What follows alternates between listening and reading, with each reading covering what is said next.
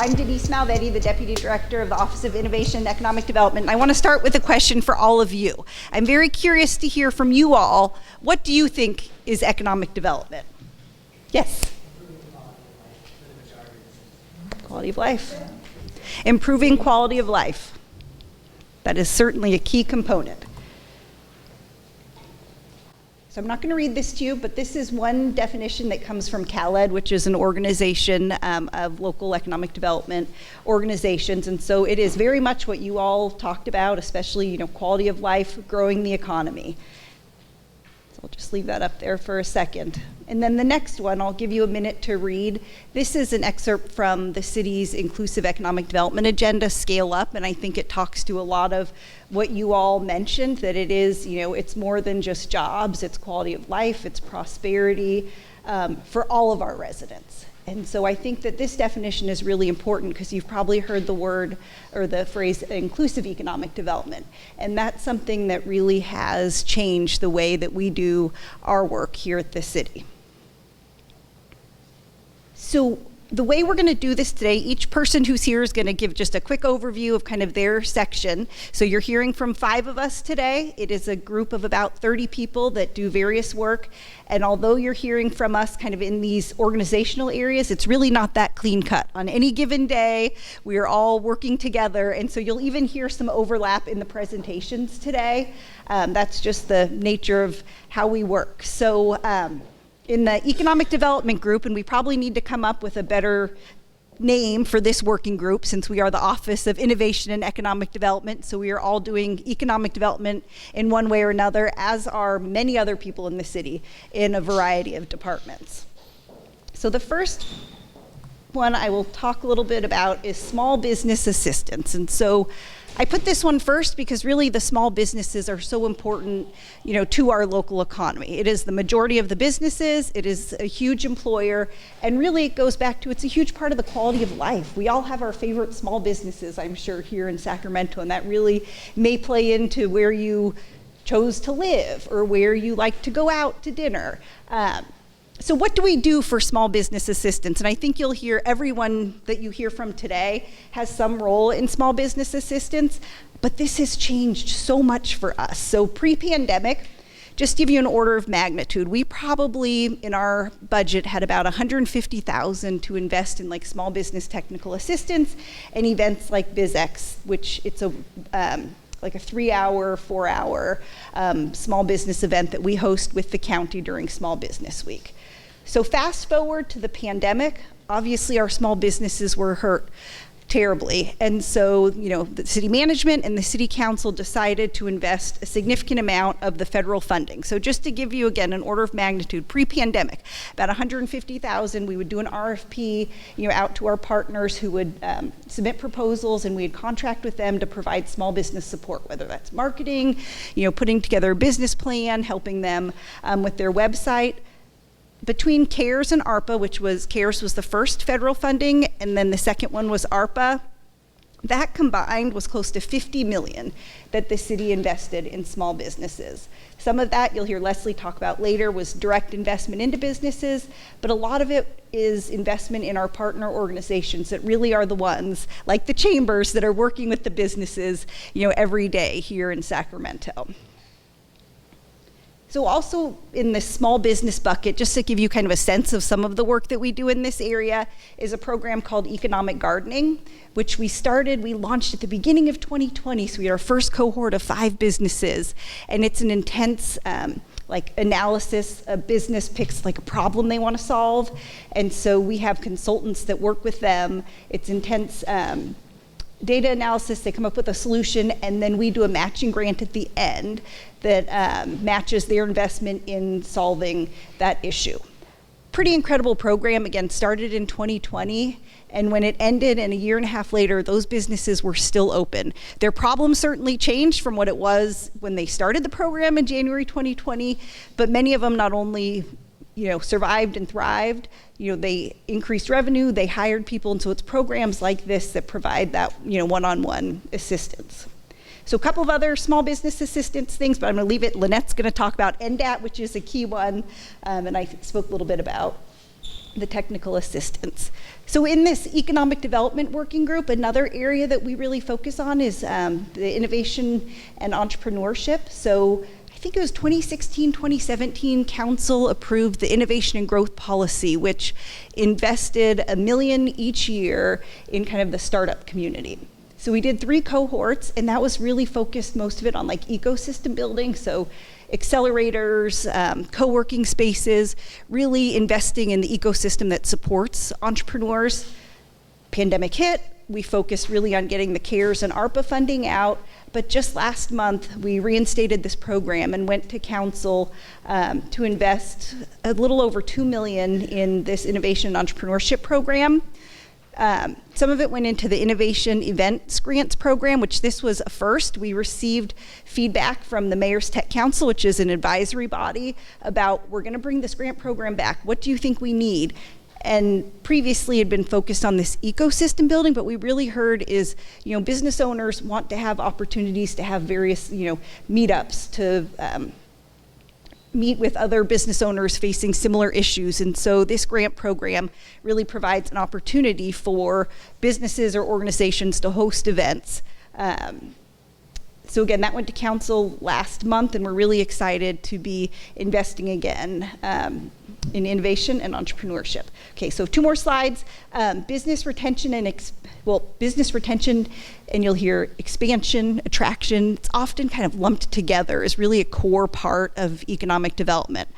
I will tell you the past few years, we've really been focused, I would say, on business retention. And I think my colleagues would probably agree that, our attraction efforts have not been as aggressive because we've really been focusing on, supporting our businesses that are here today. And frankly, that's always going to be, the best investment because, the business is already here, they're invested, they're already employing your local residents. And so, business attraction is certainly important. You always want to keep an eye out for, opportunities, especially good quality companies that provide good jobs and career pathways. But again, our focus really has been on business retention. I think the last one I have for you all is workforce development. So this really was, I would say, a newer addition to our office in about 2018, really when we started focusing on inclusive economic development. It really is more than just creating jobs. We had to focus on, connecting our residents to those jobs. And a big part of that is looking at the workforce development system to see, what training programs exist, and are there training programs that really link into the jobs of today and tomorrow. And so just to give you, again, an order of magnitude, pre-pandemic, the city, our investment in this space was really kind of on a staff person to really look at, what was happening in this, making connections. But again, our council and city management really focused on this as a huge priority with the federal funding. And so I believe with the CARES funding, it was a $10 million investment in community partners that were training people that had been impacted by COVID. So they were laid off or reduced to half-time, for instance. And so training them and connecting them. And so just to give you maybe an idea of some numbers. So during that time, there were 2,500 residents that participated in various programs, and close to about 700 were placed into jobs and internships. And so, certainly a tough time. A lot of people for a while there weren't hiring, but the council really prioritized this and focusing on, preparing our residents for jobs.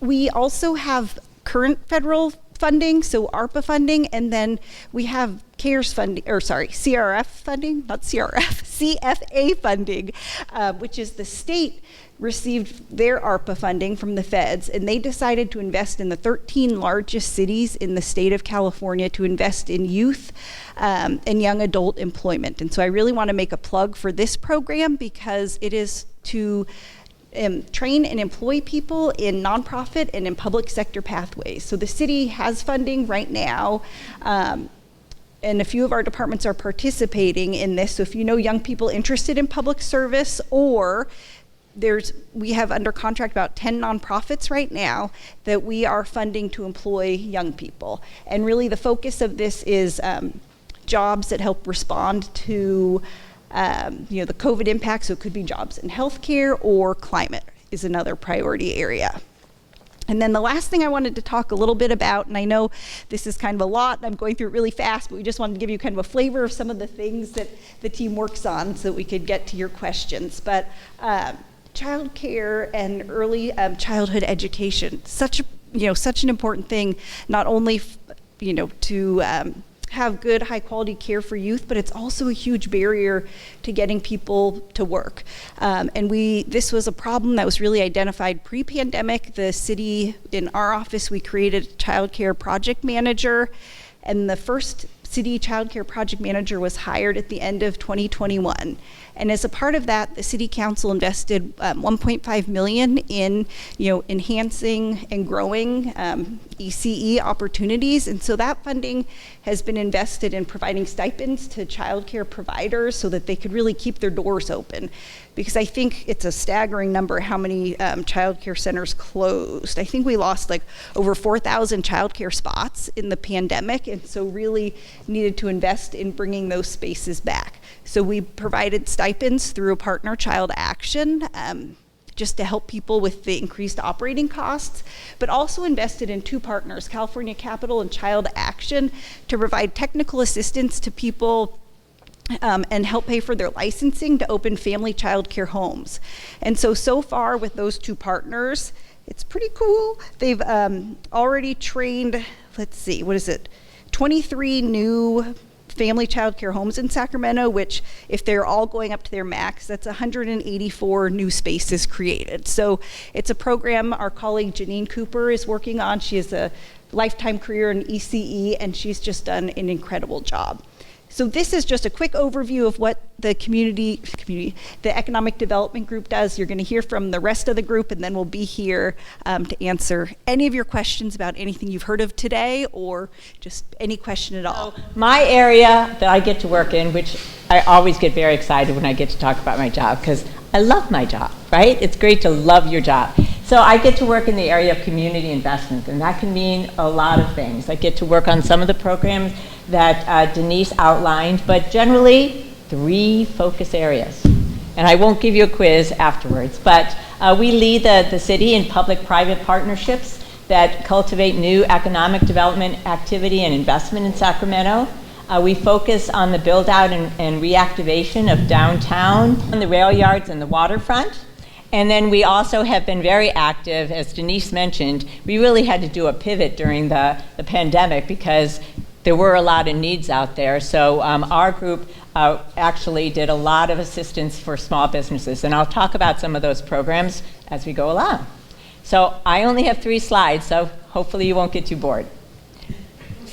So public-private partnerships, we get to do small projects to big projects. So projects in the neighborhoods and on commercial corridors. We are currently working with the owner of Iceland Ice Skating Rink. Some of you may know of that landmark in North Sac, to put a roof on. They actually had a fire a long time ago now, and have only been able to operate seasonally. And it's one of the few ice skating rinks in the region. So the city is providing them funding to put on a new roof so they can operate year-round, and then some facade improvements. So that's a little bit on the smaller side of what we do. We also, not far from here, provided some funding to reopen that closed grocery store at Broadway and Stockton, Rancho San Miguel, so hopefully you shop there. And then we also work on projects that are a little bit more broader in scale. And the one that's close to here is Aggie Square. For those who go down Stockton Boulevard, you probably see a lot of cranes happening. And Aggie Square is basically a build-out of the UC Davis Medical Center campus to build a big innovation district. It's being done by one of the leaders across the country that partners with universities to bring in a lot of new biomedical companies and incubator space within the facility. And the project is about $1 billion in scale and represents about 1 million square feet of new office and lab space, as well as a new parking garage. And so it's a really big deal, and it's scheduled to open the first part of next year, and we're always interested in giving people tours of Aggie Square as it's coming up out of the ground, so you can say, I remember when that wasn't even a real building yet. So if anyone's interested in a tour, you can see me afterwards and we can figure out a plan to get you on campus. And then the other things we work on are brownfields loan programs. Guess what? The city has a lot of properties that are kind of dirty. They're dirty from old lead, they're dirty from old petroleum or whatever. And so the slide on the bottom is a little bit of a transformation project, which is the Moat Sac Discovery Center, the new facility and new museum on the waterfront. It's not so new. It had a home over on Auburn Boulevard. But this was an old PG&E building that was really dirty. So, and I'll give kudos to Denise too, who this took a lot of hands to make this project happen. But we have federal brownfields money to help clean up sites. And so we helped clean it up, provided some additional money, and now it's that new facility. And I hope you've had the opportunity to see it. And then the one above is Township 9, which is in the rail yards along Richards Boulevard. I mean, not in the rail yards, along Richards Boulevard, just north of Richards Boulevard between Richards and the river. And it's a big infill housing development. And they built affordable housing piece, and now they're going to fill it in with some lower rise buildings. And the second part of that construction is underway now. So in addition to that, we also work on kind of targeted areas. We work on the K Street area to try and bring new businesses to K Street.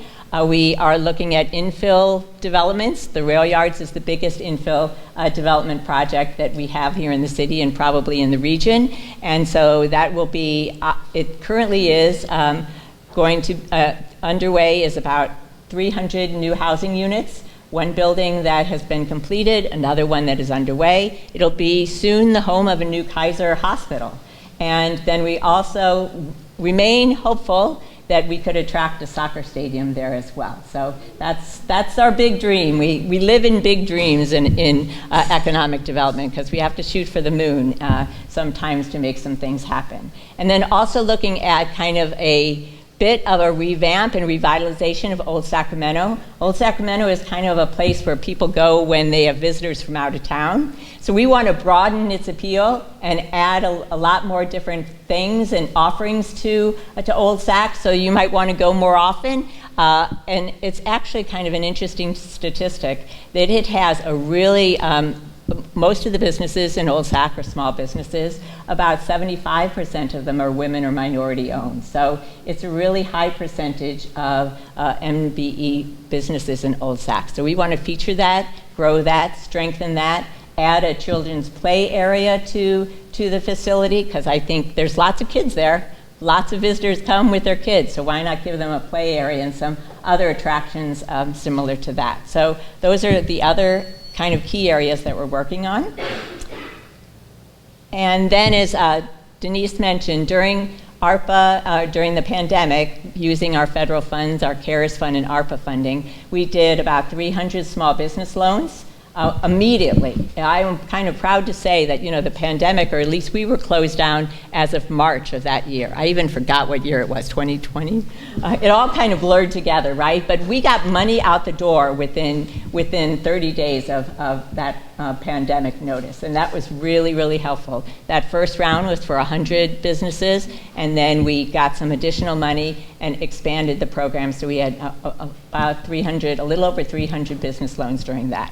We provided a range of technical assistance from what do you do now, right? Your business is closed. Let's figure out how you can introduce your materials and your products on websites. So we helped some small businesses with website development. We helped restaurants with revamping about how they can, move from just working inside to actually focusing on catering or focusing on takeout, really revamping their business plan. And as part of that, also introduced the Alfresco Grant Program, which was allowing people to dine outside and to give them funding for heaters or umbrellas or tables or chairs to make sure that those businesses could have a livelihood and attract a lot of customers when their inside restaurants were closed.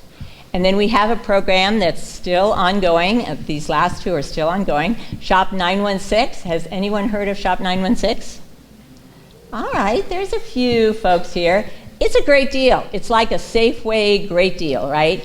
Because it's BOGO. So the Shop 916 program is open to any business in Sacramento, and you get a gift card, or anyone can buy a gift card, and that's can be used at any of those businesses. Right now, I think it's 105 businesses, and you can use it anywhere. So it's not like you have to go and, oh, I need to buy a gift. Should I buy her a Target gift card, or should I buy her a Fleet Feet gift card? You can buy one, not Target, but local businesses, and then they could use it anywhere. So that gives you the range of flexibility, the user range of flexibility. But wait, it's better than that.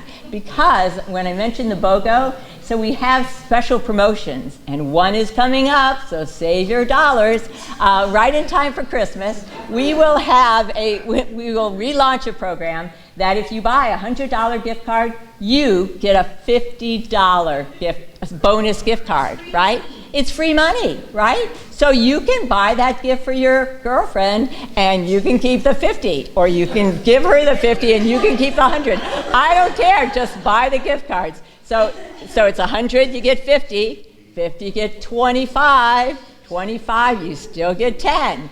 And so it's a really great program, and the gift cards don't expire, but the bonus cards usually have about a 2 or 3 month period of time that you have to use the bonus cards. So isn't that a great program? Yeah, it's a great program, and it's a win-win for everyone, right? The customer wins, the businesses win, Sacramento wins, and we're promoting our small businesses. So we love that program, as you can tell. And then in addition to that, we have launched a program that's called the City of Festivals, which is providing small, up to $7,500 grants for community groups or whomever to sponsor events and activities in their neighborhoods. We actually launched the program to get people out and about and socializing as part of kind of the pandemic relief, and it's really been successful. And we're on the 4th round of those grants, and we will be doing probably one more round next year, and some probably from the period of time for events from May to the end of October. And so anyone, any small organization, any individual who wants to promote an event, will give them up to $7,500 to do the event, and that can cover security or a wide range of anything that it might take to run the event. So those are the programs we operate. So as I mentioned, in my unit, we kind of go from the big projects like the rail yards in Aggie Square to the small projects like the City of Festival. So it's a great job, and I'm glad we could share it with you today. And I'm going to turn it over to, who else? Our nighttime economy manager. Come on down. Okay, I have no program to give away, so I feel kind of lame. I have no money, but I'm with the Office of Nighttime Economy, and you're looking at the Office of Nighttime Economy. I am an office of one currently. I am going to be hiring somebody. That's going to be nice. So yay, in November, I double my office size. I'm so excited. So the mission of the Office of Nighttime Economy is to ensure a safe, vibrant, and well-managed nightlife in the city of Sacramento. And that's really the goal. So I was appointed about a year ago, and prior to my appointment, I've always worked in the space. I used to work in the Code Compliance Division of the Community Development Department, and I used to issue entertainment permits. And so a big chunk of my job is kind of similar to what I'm doing now, except for, in addition to doing entertainment permits, which I managed, I also had tenant protection, rental housing inspection program. I was the delinquency lien hearing officer. I managed the hearing unit, and I also supervised all the staff that provided administrative support to code and housing staff. So I was a little busy. So it was nice when the city really recognized that we needed someone who was really focused on nightlife. So you might be asking yourself, what the heck is a nighttime economy manager? First clue, I don't work at night. That is the first question everybody asks. Now, I do go out at night, and later on ask Jason about the fun night he had out at night, because I do actually go out with our team. It's a team that we work really closely with code, police, and fire. We're one of the few cities that actually has a police entertainment team that works every weekend and goes out, as well as a code compliance team. But my role is really to be a liaison, and one of the best ways to describe what I do is there's an organization, it's called Responsible Hospitality Institute. I'm actually working on them with something I'll discuss a little later, and they describe the job as a conductor or kind of overseeing an orchestra. But you know, I kind of go back to my days and I think about my dad, and he was a choir director. And I kind of think it's like a choir director. And you know, you have those ladies and they're singing and they're kind of got the vibrato going and it's all wild and it's all crazy sounding. So a good choir director brings all of those different voices together and gives you harmony. And that's really what my job is to take all the different elements that go into our nightlife and bring it harmony, because there's so many different pieces. There's planning, there's zoning, there's working with parking, there's working with traffic. There's, again, police, code, and fire, but there's also working very closely with the businesses. And so a big job is working and supporting those businesses so that they're successful.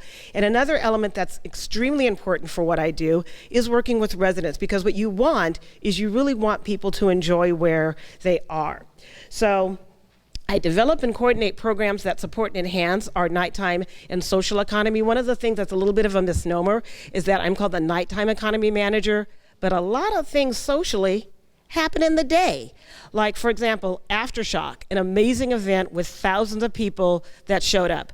Golden Sky, we had Soul Bloom. We have so many different events that happen during the day, so it's really not just about what happens at night anymore, and it's not what happens just during the week. When I initially started working in this space, things happened like Thursday through maybe Saturday.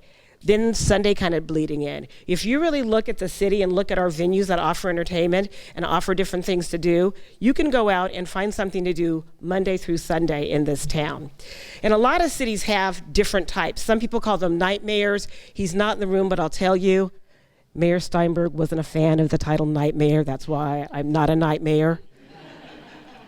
And I can understand that because I didn't want to be a mayor.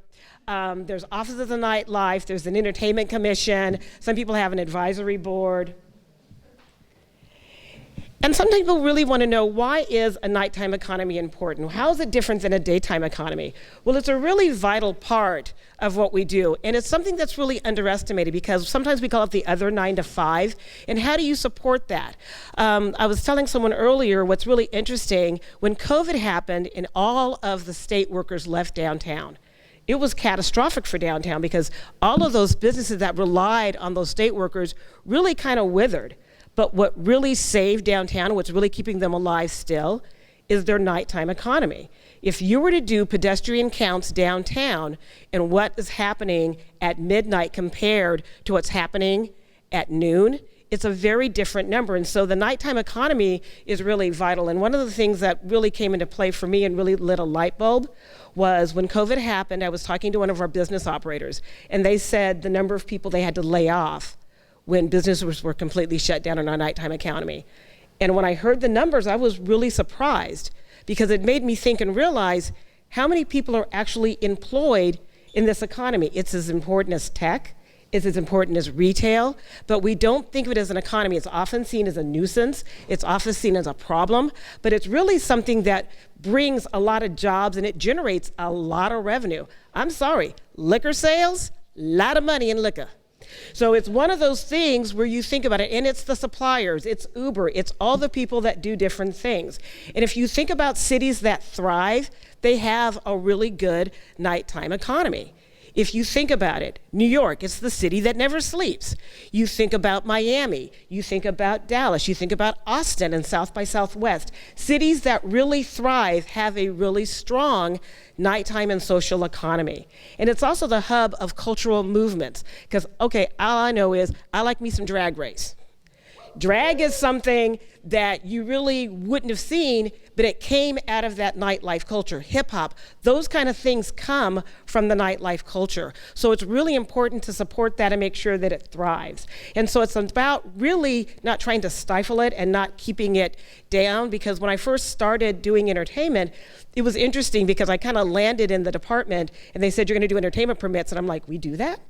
And what was interesting was that, you really don't think about supporting it. You kind of think about just regulating it, but you really want it to thrive because you want it to be something that isn't seen as just a nuisance. It's really an important aspect of our community and what we do. So for me, I have a few priorities and some things that I'm working on. Again, I've been doing this for a year, and most of the year has really been about kind of discovery and development. Even though I worked in the space for more than a decade working in entertainment permits, there are so many things that I didn't know. My prior job had me working primarily with private entities. I worked in private spaces like clubs and bars and restaurants that provided entertainment. Over the past year, I've worked a lot more with special events and the different events that they do. So the street closures, so the closures on Capitol Mall, events like Farm to Fork. So I got a much better understanding. So over the past year, one of the things I wanted to do was what we're calling a sociable city assessment. It's a multi-phase project where we've gone out, we've met with almost 100 people. We've had 26 meetings, some virtual, some in person. We've talked about in 3 key areas. We talked about planning, which includes kind of mobility and the quality of life. We talk about safety in our public spaces, which are our streets and other areas, as well as within the venues. And then we talked about vibrancy. We really talked about how do we support our businesses and make sure they thrive, but also how do we utilize our public spaces better? How do we do things like really utilizing our parks? We're starting to look more in terms of how we can maybe make Memorial Auditorium more accessible. So we're really looking at how we do that. And we're also doing a storefront economic study because we've never done a financial analysis to say what's coming in terms of the money that's generated in our nighttime and social economy. So we're doing that. We're going to be going to council in late November with a report. And then the information in that report going back to that choir, if I'm the choir director and all those different agencies are kind of part of, they're my tenors, they're my sopranos, they're my altos. If I'm working with all of those, this assessment is really my music. And it's what's really laying the blueprint and telling me what I'm going to do moving forward with what I do. And then as we do the assessment, there's going to need to be some revision to our city codes. There's different city codes that are related to our entertainment permitting, our special event permitting, and the different things that we do. So we're going to be doing some code revisions. So that's kind of a bit of a nutshell in terms of what it means for the nighttime economy. So, you may see me around. One of the things that's really interesting, Jason's done it, Lynette's a hoot on it, if you ever want to go on a ride-along. So I love people say like, oh, I'm out at night. If you are out at Rick's at 10 o'clock getting your cheesecake after going to the music circus, you are not out at night. Because it ain't hopping until you got your cheesecake and you're heading home. So I would strongly urge if anyone ever wants to see what really happens, because our team is amazing in terms of, one of the things I always like to talk about, a big issue is safety. And one of the things I always say, and I want to close with, is people talk about, is it safe to go out? Is it safe to go out at night? There are thousands of people every weekend and almost every night of this week who are going to a club, to a venue, to a show, to the Golden One Center, to Mango's on 20th and K, to, social at 7th and K. Those people go home safely, and it's because of the hard work of the team of folks that I get to work with in this job. So I hope that people really think about that when you really think about our nighttime economy and what it really means. So I'll just leave this last slide here so you can kind of know how to contact me. It's really tough. Nighttime@cityofsacramento.org. I know it's a tough one to remember. And I'm going to pass it on. There you go.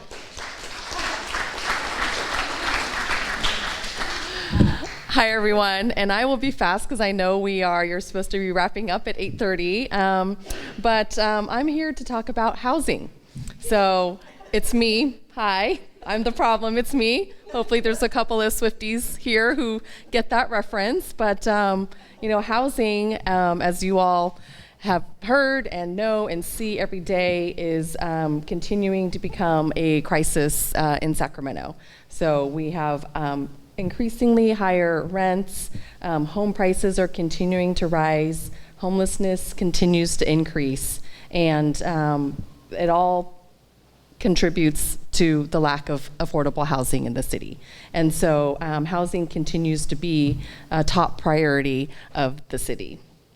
I will say that I have only been in this position for 2 months. Oops. Hold on, there we go. And I come from another organization, Sacramento Steps Forward, that worked in homelessness, and those two issues are very closely tied together. And so in my in my 2 months that I have been working at the city, I've been just kind of gathering information, trying to get my arms around all the different efforts that are happening around housing. And it is cross-departmental, across the city, across the county, across jurisdictions. Oh, thank you. And if you've heard from some of the other departments at the city, I'm not sure if community development has been here yet. You might have heard a lot about some of the housing work that they're doing. And so there are a lot of us working together across departments to face this issue. So as I've been seeing all the different work that's been happening, I've kind of put them into these 4 main buckets that I'm seeing. And so these 4 areas are, one, increasing housing production, right? We just need more doors, more units, more apartments, more houses all across the board, right? From extremely low income, from homeless housing to moderate income housing, as well as housing for everybody across the board. So there is a significant lack of just units across all areas. And so some of the things that we're doing in our department here is we are helping to fund affordable housing development projects as well as homeless housing projects.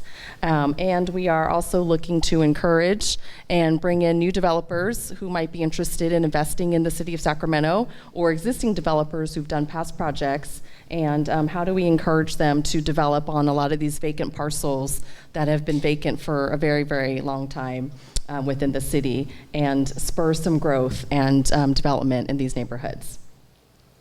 The second part is keeping people in their homes and connecting people to housing. And so the way our homeless response system is working right now, for every person that we're able to exit from homelessness into housing, we have 3 more people who are becoming homeless. And so at that rate, we're never going to get out of this hole, right? The people coming into homelessness are more than we can move into housing at this rate. And so prevention becomes very critical and important. And it's something that is a much lower cost, right? It's a lot easier to prevent someone from needing to go into a shelter, or from someone to end up on the street. It's a lot easier to keep people in their homes. And so there's a lot of effort across the city and the county, as well as the continuum of care, which is the oversight group over homelessness, and how do we start making sure that people can stay in their homes. And there's a lot of effort to make sure that people know how to get those resources through 211 and a coordinated access system that is coming through. And there's also a lot of work across the departments around tenant protections, rental assistance. We also have to focus on how we are helping people exit into housing. So people who are currently in shelters, we need to make sure that we are having success out of people getting people housed when they are coming through our shelters. And we need to make sure that there are clear pathways and people know how to connect to housing. Because I can guess that many of you, if someone were to come to you, a friend or a neighbor, and hey, I'm about to, I don't have a place to stay tomorrow night. Where do I go? It's very confusing right now, right? There's not a clear answer. People don't know where to go. People are calling different agencies. People are getting bounced around. And so it's also critical that we're making sure that there is a direct and clear path for people to know how to navigate to the housing and the resources that they need. Another key component is building and growing partnerships. And so this has been a critical topic, and something that the state continues to look at is how do we work better together.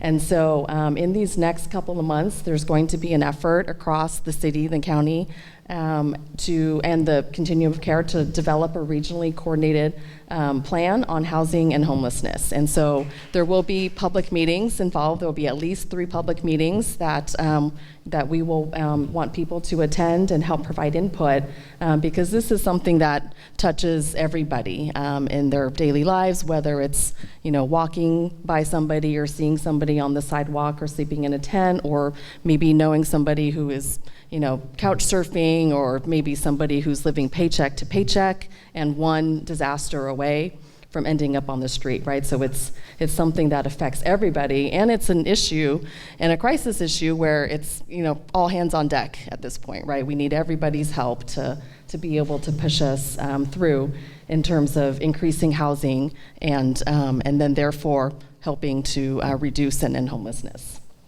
There's also a lot of partnerships that are, newer and beginning and building, and people are becoming more and more interested in how they can help bring more housing to Sacramento. So private-public partnerships with housing developers, with building groups, with apartment associations, neighborhood groups, community-based organizations, all have a role, if so desired, to help with this. And then lastly, we need more money. There's not enough resources to be able to fund all of the housing that is needed, particularly for the lower income housing and homeless housing. It comes with a hefty price tag because of all of the supportive services and care that's needed to help support people in that. So we are doing a lot of grant applying for federal and state grants, as well as thinking creatively in terms of what else might be there. There might be some initiatives that come out, some ballot measures that come out, other ways to think creatively on how we gather funding to be able to help support and build all of these units that we need. And then, as I said, the city planning department has been really progressive in terms of removing barriers to housing development. So there's a lot of work that is being done, a lot of work that is yet to come in this next year that is being developed to make sure that if there is a housing development project, that the process is as smooth as possible and that the city itself is not a barrier to development. And so that is just a very quick overview of housing, and I would love to chat with anybody who wants more information. My contact and Axel's contact is on there, and I will turn it over to Lynette. Thank you so much. And I'm going to be super quick because I want to make sure that you guys have time to answer questions. Can I get my team to come up here, please? I have the best team. So outside of these folks here today, there's 3 other folks that are missing. Randy was here earlier, Amy, and then Ari. But I couldn't do what I do without these amazing people, and I have the best team at the city, and so I thought it was really important. So the community engagement team really started a few years ago, 4 years ago.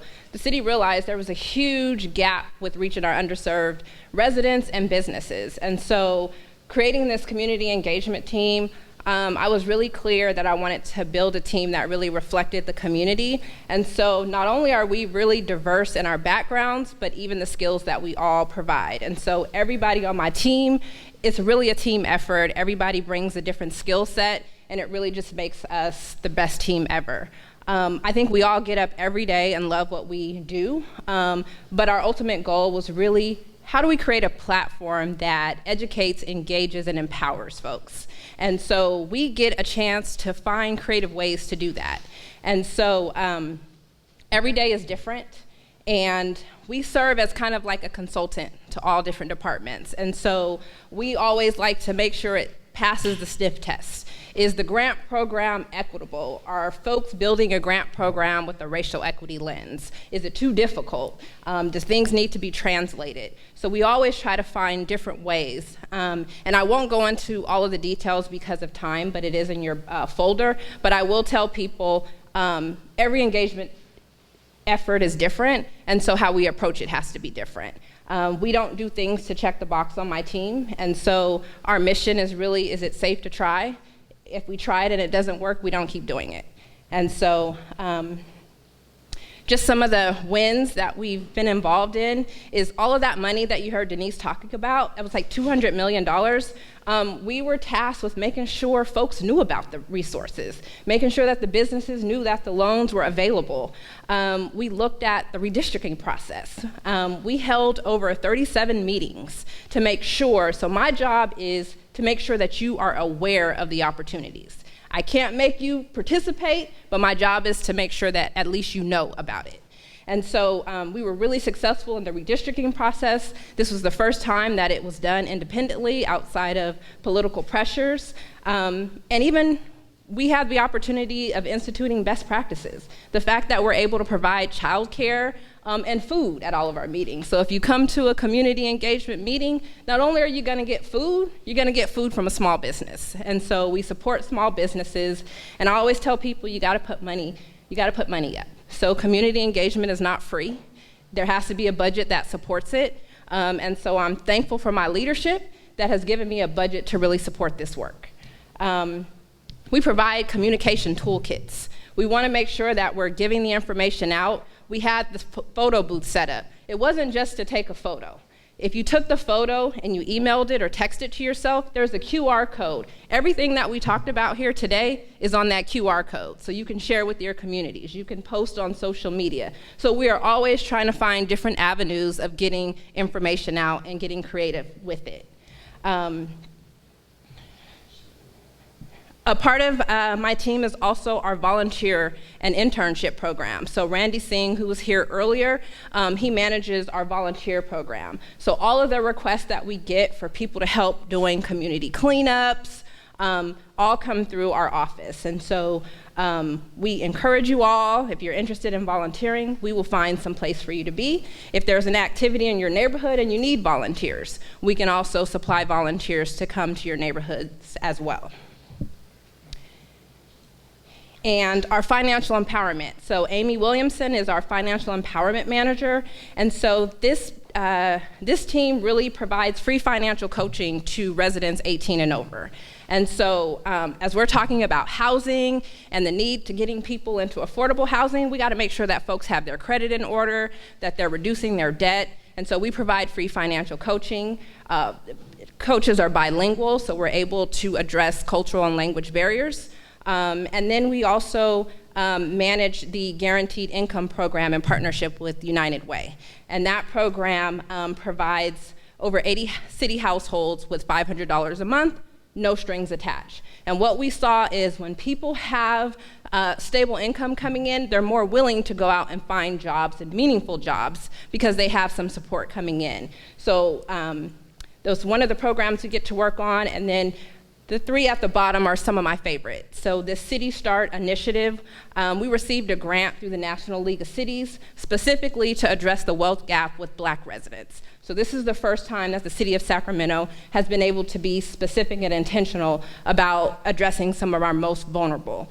And so through that process, we're doing a blueprint that's really gonna document how we got here. What are the local and state and federal policies that intentionally help boost white wealth while systemically blocking Black wealth? And so that's a project that we're working on.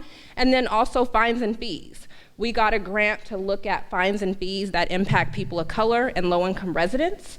And our first reform was towing fees. So towing fees had a overwhelming impact on Black and brown communities, and these were police tows. So now, if your car is towed for a police tow, you have to go to the city counter and pay $180 before you even go to the tow yard.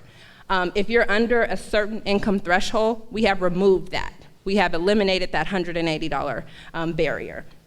We are working on a potential text before tow. That's the next one that we're going to approach for code enforcement violations, where you would have an opportunity to receive a text message before your car is towed. And then the last one is economic mobility, where we were able to pay community members stipends from $2,500 up to $8,000 to be liaisons between communities of color, and really focusing on access to financial coaching, workforce development, and entrepreneurs. So there's a lot of support for existing businesses, but what about those folks that have been cutting hair in their garage for years, and we need to legitimize them? So we've received funding that we're able to pay for business operation tax certificates. We were able to fund driver's license reinstatement fees. We purchased over $4,000 in gas cards so that getting to work or to a workforce development program was not a barrier. So these are some of the cool things that we were able to do by applying for grants. This shows just some of our partners. We do a radio show a couple times a month on 97.5. You'll hear me talking about community conversations. Throughout the pandemic, we were running PSAs in English and Spanish on 2 of our Spanish-speaking radio stations. We work really closely with CPALs that are really focused on our Vietnamese businesses, and so we are really intentional about the partnerships that we make. And for the sake of time, I'm not going to really cover the Neighborhood Development Action Team, but what I will tell you is that the Neighborhood Development Action Team is a collaboration between economic development, community engagement, and planning, and we convene and connect and align our resources together so that we can actually get stuff done. So for a long time, people were sprinkling funding here, funding there, and nothing was getting done. So now we are very intentional about where our efforts are. And right now we are focused on Stockton Boulevard and the surrounding areas, and Marysville, Del Paso, and those surrounding neighborhoods. And with that being said, I just want to turn it over for questions, but I want to take this opportunity just to thank my team, because they are true rock stars.